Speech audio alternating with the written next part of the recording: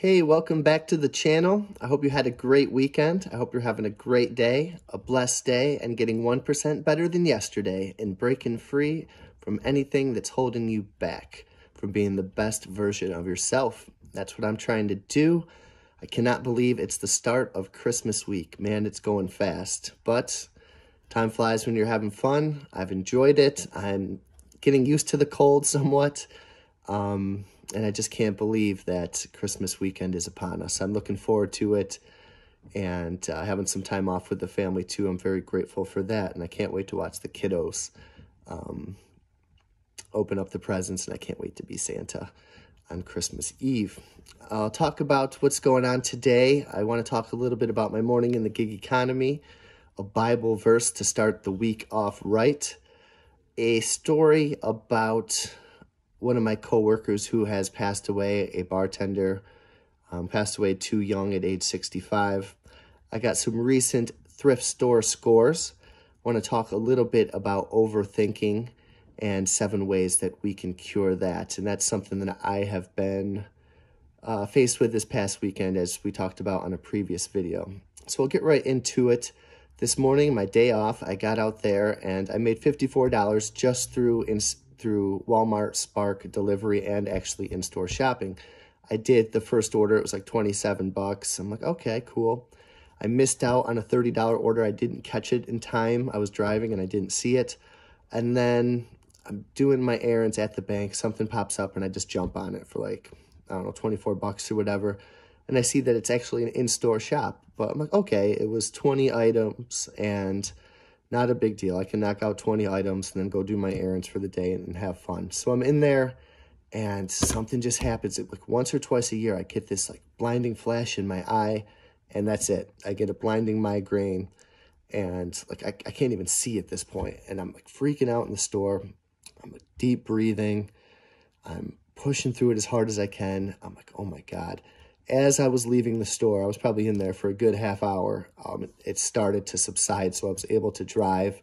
Got replaced with a little pain. I took some ibuprofen, and somehow, thank goodness, I was able to salvage my day, because I would have hated to have gone to bed in a dark room. Like, I've never pushed through a migraine like that before, but thank goodness it did not define my day. But I'm happy with the good start for the week, 54. I'll take that all day long.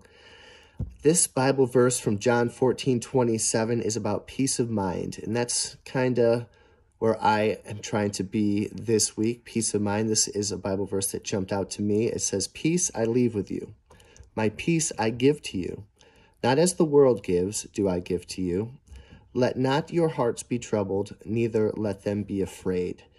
And I like how he can give you peace, and not like the kind the world gives, but a different, lasting, deeper, inner peace. Let not your hearts be troubled, and neither be afraid. And fear, coincidentally, has a lot to do with some of the topics for today. It's going to have to deal with overthinking, which I want to talk about. And it's also going to deal with a chapter in this book that I just read. Chapter 3, Build Confidence and Destroy Fear. And fear is something that you got to break free from, and I'm doing my best to do that. And I'm going to talk about that book in a separate video, but it will also tie in a lot to today's topics also. So I did get a text the other night that the bartender I used to work with my first 5 years in the restaurant, Jimmy, had passed away. He was a character. One of a kind, just prankster, jokester, quick wit, very funny. My first day, I had no prior training in the restaurant business, and I remember I went to the table and I got a Chardonnay and a Cabernet, red and white wine, and I go up to the bar and I wrote it down, I hand it to him. He pours the 2 glasses, red and the white, and they're on the bar. Okay, which one's which, Jimmy? Oh, I can't deal with this. We got to start trading people. I'm like, I was freaked out. And it's a story that everyone tells now, which one's which. Kind of a funny, somewhat embarrassing story for me that I'll never forget. But I've come a long, long way since then. Actually, the day after he passed, I sold like $1,000 worth of wine bottles. That was that ticket that I screwed up in a previous video, but it ended up being okay, and I thought that was kind of fitting to see how far I've come from that. But I'll never forget asking him which one is which. But there's plenty of other ones that I probably can't share on YouTube, restaurant kitchen business, but I'll go pay my respects to him tomorrow. I'm lucky I got to see that show for 5 years up close. So Jimmy, I will definitely miss you. I did get some thrift store scores Saturday and today. I will show off a couple of these. These are some Nike sneakers right here. Running sneakers, pretty good shape. Size 12. I got these for $7.99. They're selling for about $60 on eBay. I saw these guys. Air. $9.99 for these guys. These are actually youth sneakers, which I tend to stay away from. Size 7Y. But I think these are pretty fancy ones. I looked them up. $60 all day long. I got this CD. This is from a band called Ween, Quebec. This was sitting on top of the stack of CDs, and I just caught my eye. And I went over and looked it up. This is selling for about $35 online. I got this for $2. CDs is something I definitely want to get into. I think you can find them even cheaper than records in some places.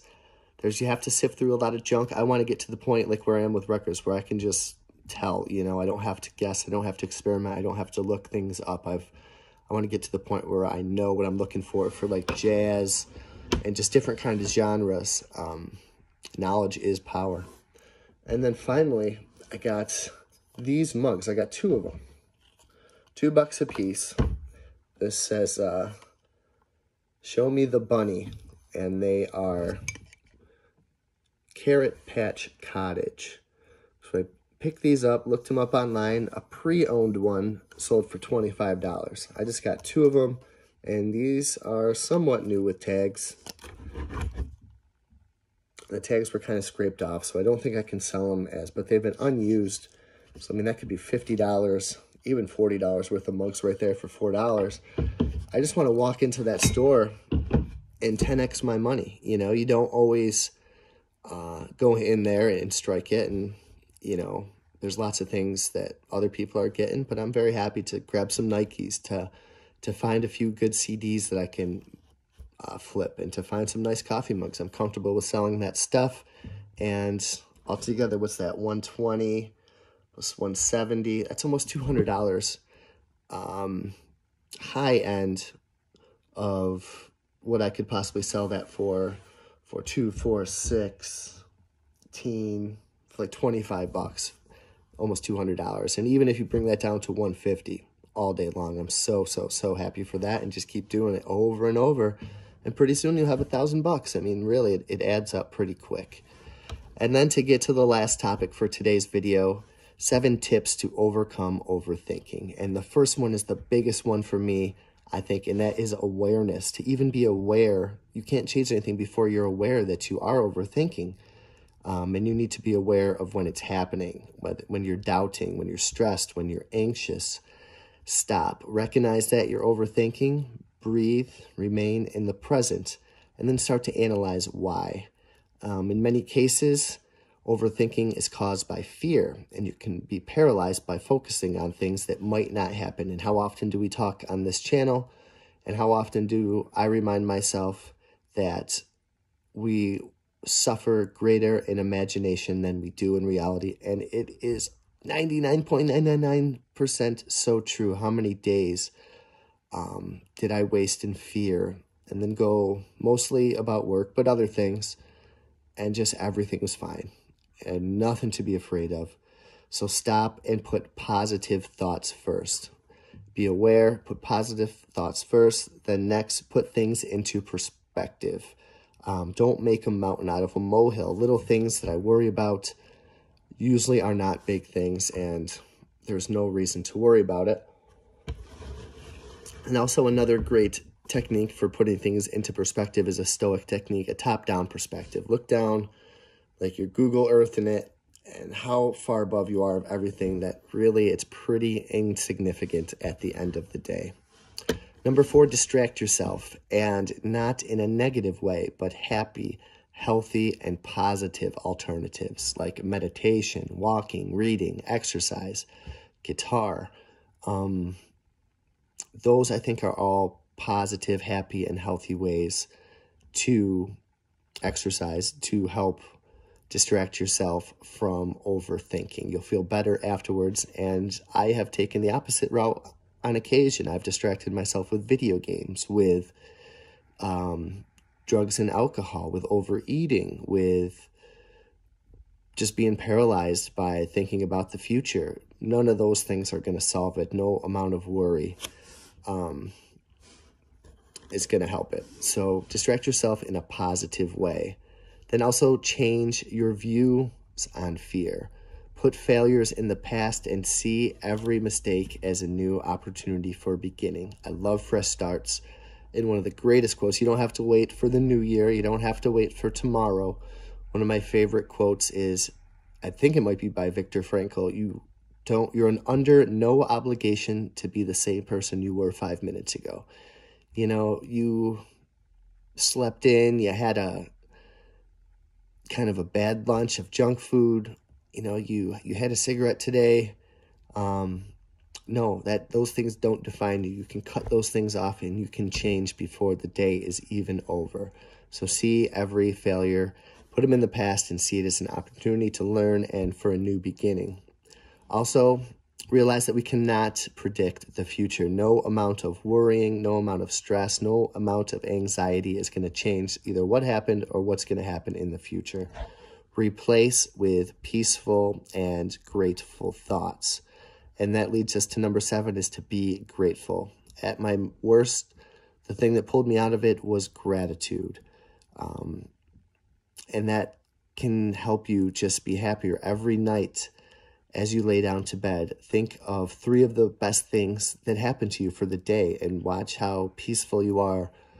And you keep doing that. That's training that muscle. That's flexing that muscle, that happiness muscle. It's a choice, and it's something I believe you have to work at and to be aware of.